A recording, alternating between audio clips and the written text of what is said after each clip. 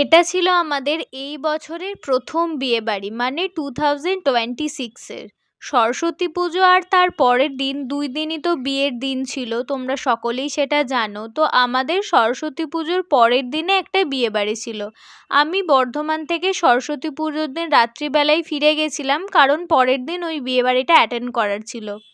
আমরা ওই বাড়ির সকলে 12টা সাড়ে 12টার দিকে বেরিয়েছিলাম। আমাদের বাড়ি থেকে ওটার ডিস্টেন্স ছিল মোটামুটি 1 ঘন্টা। আমরা 4 হুইলারে গেছিলাম। রাস্তা মোটামুটি ভালোই ছিল। তো আমরা গাড়িতে সবাই একসঙ্গে ভীষণ মজা করতে করতে গেছি। আর পিছনে ঠাম্মি বসেছিল, ঠাম্মিকে তাই দেখা যাচ্ছিল না।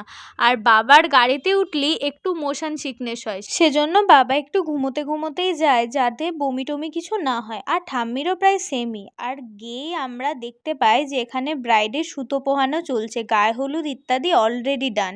তারপরেই আমরা সবাই খেতে বসে পড়েছি। সবাই মানে আমি, বাবার ভাই খেয়েছিলাম ননভেজে, কারণ সেদিন ছিল স্যাটারডে আর ছিল ষষ্ঠীও।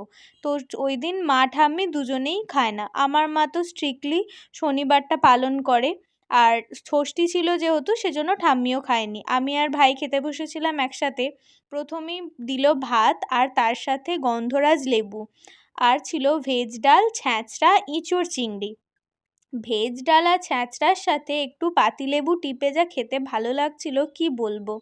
আর ছ্যাঁচড়াটাও হয়েছিল দুর্দান্ত, মাছের মাথা দিয়ে যেহেতু বানানো হয়েছিল, তাই খেতে ভীষণ টেস্টি লাগছিল।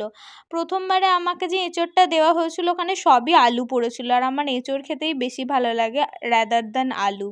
তো তারপরে দিয়েছিল মাছ, মাছের পরে চাটনি, পাঁপড়, পায়েস, বোঁদে আর রসগোল্লা। আমার চাটনির সাথে পাঁপড় অ্যাজ ইউজুয়াল ভীষণ ভালো লাগে।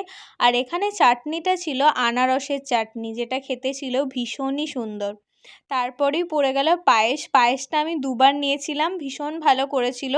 পায়েসের সাথে বোঁদে মেখেও খেতে আমার খুব ভালো লাগে। আর প্রত্যেকটা জিনিসে কাজু কিশমিশ পুরো ভরে ভরে ছিল। তারপরে 2টো রসগোল্লা তো আমায় খেতেই হবে।